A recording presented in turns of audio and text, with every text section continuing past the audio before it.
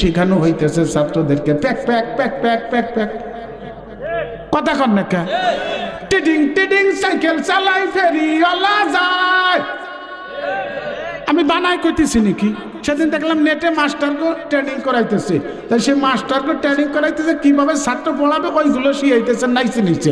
তো এক বুড়ো মাস্টার মানে চাকরি মানে অল্প দিন আছে, সে তো নাচ পারবে না, সিয়ারে বসে এমন ওনার বানাচ্ছে মানে না নাচতে যে চাকরি আছে আর কয়দিন পর 50 লাখ টাকা পাবি পেনশন, তা যদি হারাই যায় কি কথা কন ঠিক না? তো এইগুলোকে কি সুশিক্ষা বলা হয়? আর একটু জোরে কন। আর সেদিন দেখলাম নেটে ইসে হাই স্কুলে গেছে সাংবাদিক, যে ছাত্রছাত্রীদেরকে জিজ্ঞেস করতেছে তোমাদের পড়ালেখা এখন কেমন, তোমাদের মনের অবস্থা কি? কয় খুব ভালো, আমাদের আগে লজ্জা শরম ছিল, এখন হাই স্কুলে ক্লাস শুরু হওয়ার পরে এখন আমাদের লজ্জা শরম নাই, আমরা সহপাঠী ভাই বোন একে অপরের সাথে মনের কথা শেয়ার করি।